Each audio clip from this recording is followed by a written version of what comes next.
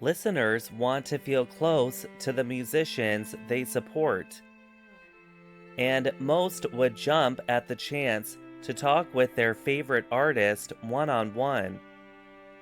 But famous people rarely have the time for that kind of meeting. So what is the next best thing? For Mark Twain, whose new recording Fallen is out Friday, it was creating a digital avatar.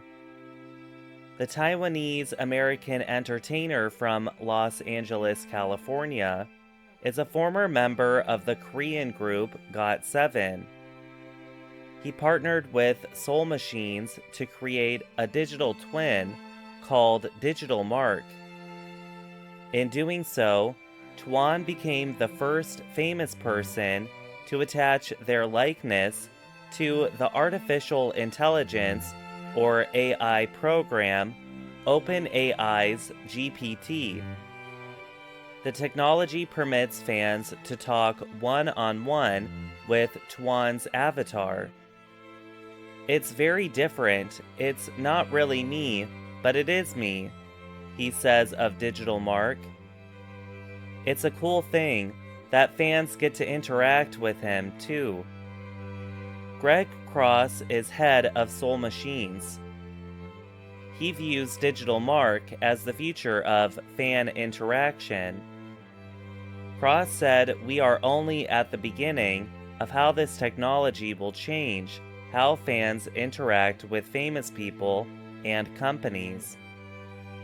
Tuan's hope with Digital Mark is that as the technology progresses, so too will fans' relationships with his AI twin. He also hopes that they will get to communicate with him in languages beyond English.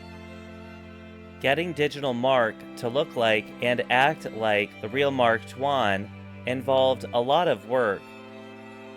Twain had to spend several days filming in a bodysuit to capture his movement. He made different faces so the Digital Mark could capture his emotions. And he spent a lot of time recording his voice as well. Right now, Digital Mark just stands in one place, but Tuan says that maybe one day they will have Digital Mark walking around too. The technology is in its early days. Tuan says Digital Mark has been talking about a musical event that does not exist, but he is hopeful to see how the avatar will progress.